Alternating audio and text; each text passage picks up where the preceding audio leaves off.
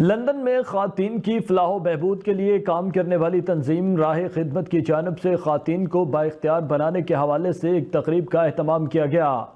راہ خدمت کی بانی سدرا بھٹی سمیت خواتین کی کثیر تعداد نے اس تقریب میں شرکت کی۔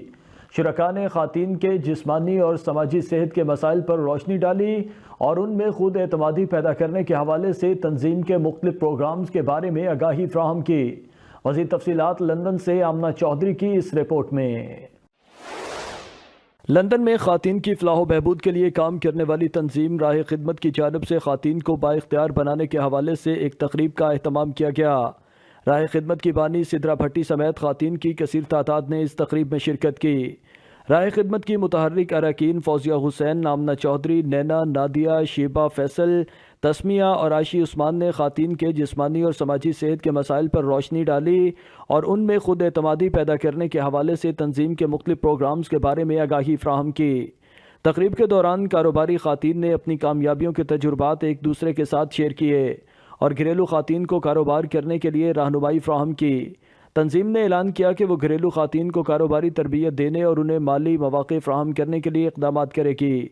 بانی تنظیم سدرا بھٹی نے بات کرتے ہوئے اس بات پر زور دیا کہ راہ خدمت کا پلیٹ فارم تمام خواتین کے لیے ایک محفوظ اور معاون ماحول فراہم کرتا ہے جہاں وہ اپنی رائے کا آزادانہ اظہار کر سکتی ہیں اور مختلف شعبہ جات میں اپنی ترقی کے مواقع تلاش کر سکتی ہیں۔